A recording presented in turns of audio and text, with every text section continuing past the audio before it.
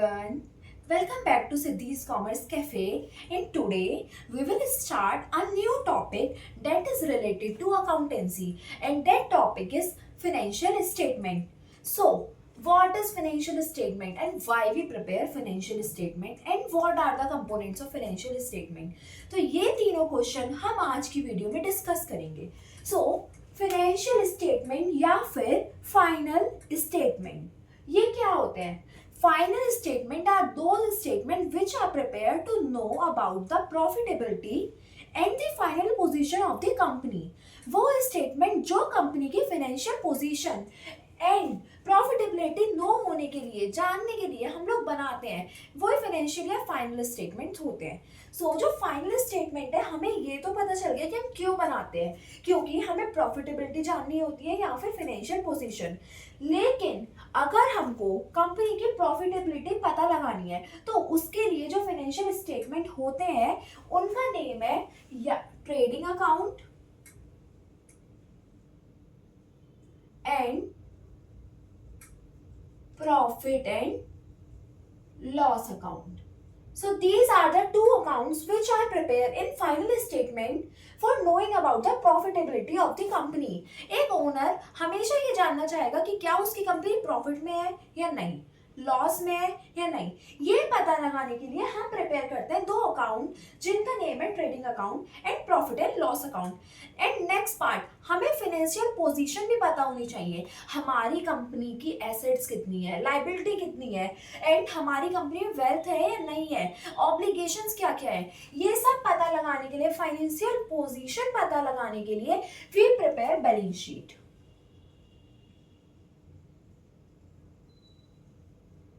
So today we will discuss about only trading account.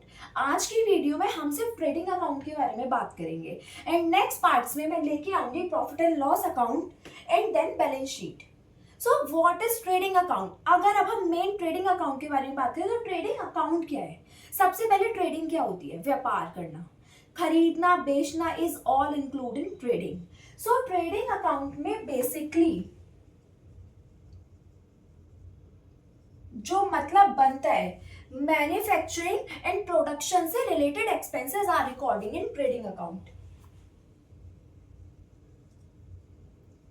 Manufacturing and production, so जो भी expenses हमारे सामान के मैन्युफैक्चरिंग और प्रोडक्शन से रिलेटेड है, these are included in trading account. So trading account में ये तो पता चल गया मैन्युफैक्चरिंग एंड प्रोडक्शन से रिलेटेड खर्चे आते हैं. So these all include about the cost of product. तो ट्रेडिंग अकाउंट में हम कॉस्ट लिखते हैं, then we compare the cost with our sales. हम इस कॉस्ट को कंपेयर करते हैं सेल्स से. एक छोटा सा एग्जांपल, मेरे पास ये मार्कर है. इस मार्कर को बनने में जितना खर्चा होता है दिस इज ₹50. इस मार्कर को बनने का manufacturing and production expenses is ₹50. So the cost of the marker is 50. Then हम इसको मार्केट में सेल कितने रुपए का कर रहे हैं?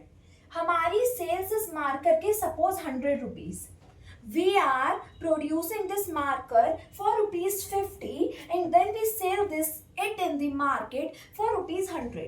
So the difference, इन दोनों का डिफरेंस, हमारा प्रोडक्शन से सेल्स तक का जो एक डिफरेंस अमाउंट है ₹50, that is gross profit.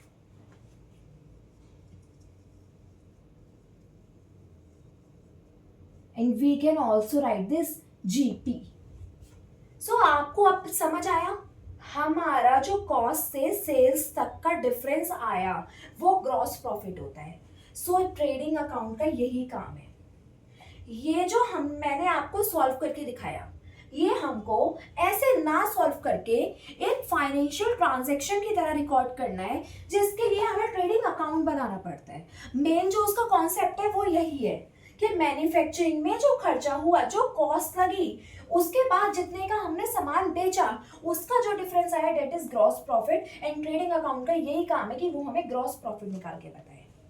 सो इतना इजी था ट्रेडिंग अकाउंट। तो अब हमको ये देखना है कि ट्रेडिंग अकाउंट का क्या फॉर्मेट है, देन हम कैसे ट्रांजैक्शन रिकॉर्ड करते हैं एंड उसके अंदर और क्या क्या चीजें आती हैं। ये एक छोटा एग्जांपल था। अब हम देखेंगे कि मैन्युफैक्चरिंग में एक्सपेंसेस कौन कौन से आएंगे ट्रेडिंग अकाउंट में, देन हमारी जो सेल्स है उसको हमें नेट सेल्स लेनी है। सो ये सारी चीजें अब कुछ छोटी छोटी टर्म जो सबसे पहले ट्रेडिंग अकाउंट बनाने से पहले आप सबको पता होने चाहिए, एंड सारे बच्चे उसी टर्म्स में कंफ्यूज हो जाते हैं और ये सोचने लगते हैं कि ट्रेडिंग अकाउंट कितना भारी है। ऐसा कुछ नहीं है। सबसे पहले तो दो चीजें आती हैं, एक लिखा होता है सेल्स एंड एक लिखा होता है नेट सेल्स। सो क्या डिफरेंस है सेल्स और नेट सेल्स में? जो नेट सेल्स होती है उसका फॉर्मूला होता है sales minus sales return. This is net sale. And आपको सेल तो समझ आता है। सपोज आपकी एक मोबाइल शॉप है, आपने अपना फोन बेचा, suppose you sell the phone for 20,000 and then आपके उस फोन में जो आपने चार्जर साथ में फ्री दिया था वो कस्टमर नहीं लेना चाहता, तो आपने उसके बदले उसको पैसे रिटर्न कर दिए। तो जब उसने आपको चार्जर वापस करा, that is sale return. You sell the phone for 20,000 to the customer and then the charger only cost for 1,000 that he returns to you, वो उसने आपको वापस कर दिया। So 19,000 is the net sales.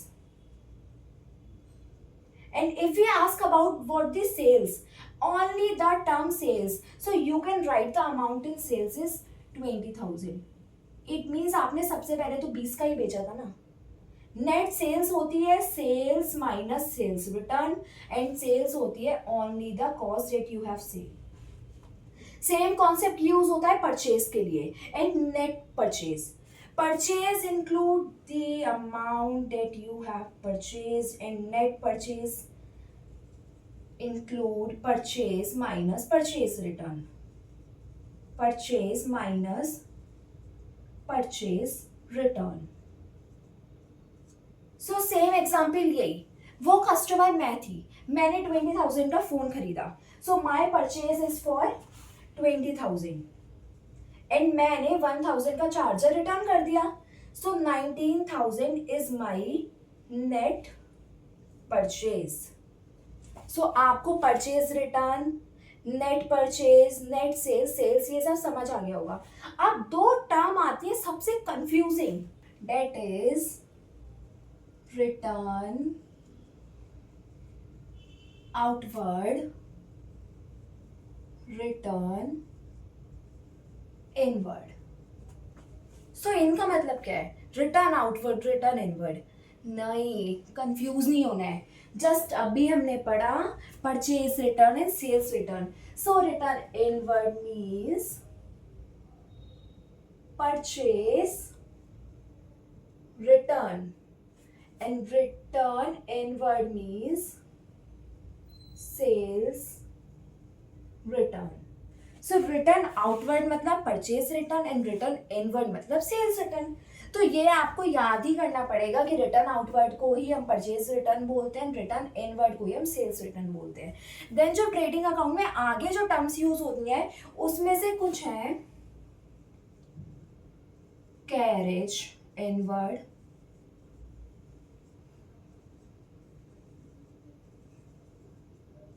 Freight inward,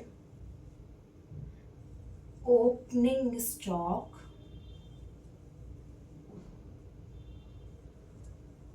closing stock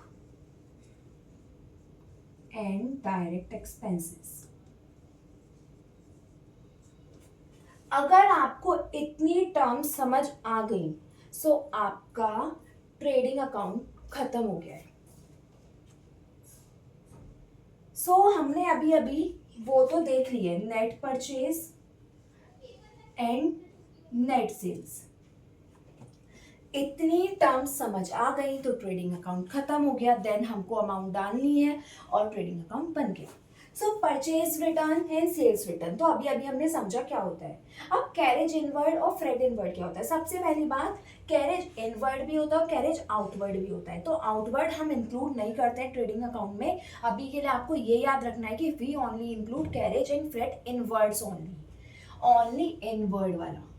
so सबसे पहले तो ये क्वेश्चन आता है कि carriage inward and freight inward होता क्या है। तो इनवर्ड मतलब तो सेल्स, एंड कैरेज और फ्रेट क्या होता है, जब आप कोई सामान खरीदते हो तो वो जहाँ भी आपकी लोकेशन है वहाँ तक जो वो ट्रांसफर होता है, जैसे बाय ट्रांसपोर्ट में समझ लो रेल, शिप, एरोप्लेन या फिर कार्ट, तो जो वो जिस भी तरीके से आपका सामान वहां तक पहुंचाया जा रहा है वो ही कैरेज और फ्रेट होता है। सो अगर सपोज आपने कोई सामान खरीदा है तो आपने देखा है कि आपको वो जो शॉपकीपर है वो बोलता है कि मैं आपका सामान आपके शॉप तक सप्लाई करा दूंगा। फॉर एग्जाम्पल मैं ये मार्कर ही खरीदने गई तो मैंने बल्क में मार्कर खरीदे, so there are cartons of marker, तो मेरे पास ये बहुत मुश्किल था कि मैं उसको हैंड टू हैंड लेके जाऊँ उन कार्टन्स को। तो वो बोलता है कि मैं आपके कार्टन्स जो है वो ट्रांसपोर्ट पे डलवा दूंगा, देन यू कैन पिकअप। सो इसका मतलब होता है जो मेरा उसने मेरे कार्टन्स वहां तक पहुंचवाए मेरी शॉप तक, उसमें जो कॉस्ट लगी, this is freight and carriage. Carriage and freight में यही डिफरेंस है, एक लॉन्ग डिस्टेंस के लिए होता है एंड एक फॉर लोकल डिलीवरी, कि हमको टाउन से दूसरे टाउन तक में ही पहुंचवाना था तो छोटा सा जो कॉस्ट आया, एक रिक्शे वाले ने जितनी कॉस्ट थी सिंपल इतना, तो इनका मतलब होता है ये। देन ओपनिंग स्टॉक, जब आप बिजनेस स्टार्ट करते हो तो आप कुछ अमाउंट इन्वेस्ट करते हो, दिस इज ओपनिंग स्टॉक, आपने जितने स्टॉक से अपना बिजनेस स्टार्ट किया। एंड देन क्लोजिंग स्टॉक, जितने से आपने अपना बिजनेस बंद किया, अपनी फर्म का बिजनेस जितने स्टॉक से जो स्टॉक बच गया था, that is closing stock. Now direct expenses, अभी अभी हमने बात करी trading account is only related to manufacturing and production expenses. तो मैन्युफैक्चरिंग एंड प्रोडक्शन एक्सपेंसेस जो होते हैं वो इंक्लूड उसमें वो एक्सपेंसेस इंक्लूड होते हैं डायरेक्ट एक्सपेंसेस में। सो डायरेक्ट एक्सपेंसेस में आते हैं एक तो फैक्ट्री के एक्सपेंसेस।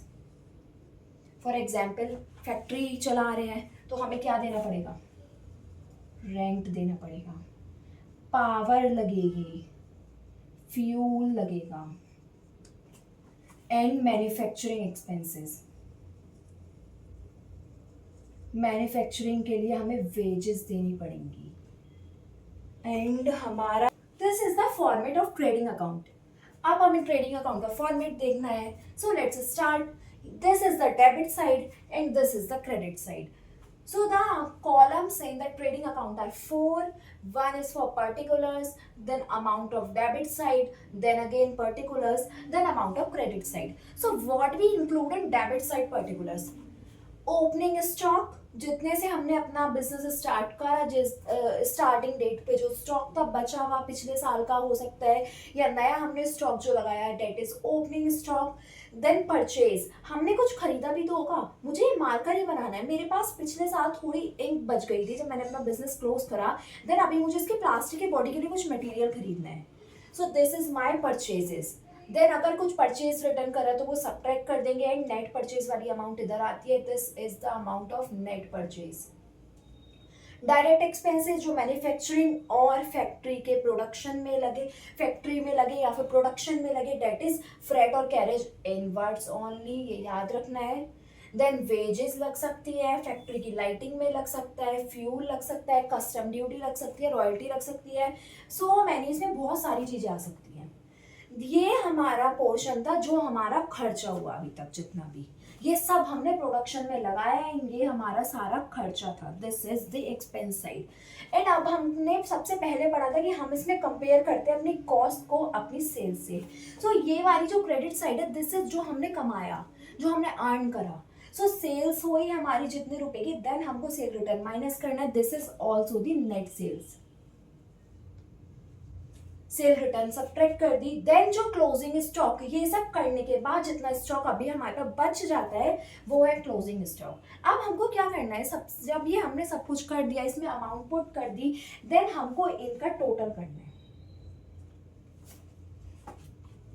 हमने इनका यहाँ पर टोटल करा, तो टोटल करने के बाद जो हमारा अर्निंग हुई, जो हमने कमाया वो बहुत ज्यादा था। सपोज करो कि हमने यहाँ पर जो हमारा बैलेंस आया डेट इज 30,000 आ गया, एंड ये जो हमारे एक्सपेंसेस हुए ये सब 20,000 के एक्सपेंसेस हुए। Expenses is only for 20,000 and जो हमने अर्निंग करी डेट इज 30,000. सो यहाँ का बैलेंस ज़्यादा है और ये जो इतने पोर्शन का बैलेंस है ये है सिर्फ 20,000. सो जब हम इसमें से ये सब्ट्रैक्ट करेंगे तो there is a difference. This is the cost amount and this is the sales amount. And हमने अभी अभी पढ़ा था जब कॉस्ट और सेल्स का डिफरेंस निकालते हैं जो जो डिफरेंस होता है डेट इज ग्रॉस प्रॉफिट. सो हमने यहाँ पे ग्रॉस प्रॉफिट अर्न करा तो हम लिखेंगे टू ग्रॉस प्रॉफिट, उसकी अमाउंट लिख देंगे जैसे एग्जाम्पल के हिसाब से 10,000. जरूरी नहीं है हर बार आपको प्रॉफिट होगा, बिजनेस है रिस्क लेना पड़ता है तो प्रॉफिट भी हो सकता है लॉस भी हो सकता है. सो अगर यहीं पर जो मेरे ये एक्सपेंसेस हुए हैं ये 30,000 के हो जाएं एंड जो मेरे यहाँ पर सेल्स हुई थी ये वाली जो मेरी अमाउंट है ये 20 हो जाए, तो अब मेरा यहाँ पर एक्सपेंस ज़्यादा हुआ. ये वाली साइड पे जो मेरा एक्सपेंस हुआ बहुत ज़्यादा है 30,000 एंड जो मैंने इसको बेच के अर्न करा वो सिर्फ 20,000. सो अब जो डिफरेंस आया 10,000 का ये माइनस के 10,000 आए. इट मीन्स मुझे लॉस हुआ and loss we show in credit side. So we can write by gross loss and amount यहाँ पर लिखते हैं. एंड देन अगर टोटल यहाँ का ज़्यादा है तो हमने यहाँ वाली वो वाली अमाउंट लिखी एंड देन बैलेंस कर लिया कि ग्रॉस प्रॉफिट आ रहा है या फिर ग्रॉस लॉस आ रहा है. सो यही सब था जो ट्रेडिंग अकाउंट में था एंड आई थिंक ये सब आपको समझ आ गया होगा. सब बहुत सिंपल है, आराम से कॉपी खोलो, मेरे साथ साथ ड्रॉ करो, इंपॉर्टेंट टर्म लिखते जाओ एंड अभी भी अगर कोई कंफ्यूजन होती है तो कमेंट बॉक्स में कमेंट करो. Stay tuned for more. Thank you for watching and share it with your friends कि उनको भी बहुत अच्छे से कॉन्सेप्ट समझ आए एंड वो भी आपकी तरह ज़्यादा कंफ्यूज ना हो. Bye bye.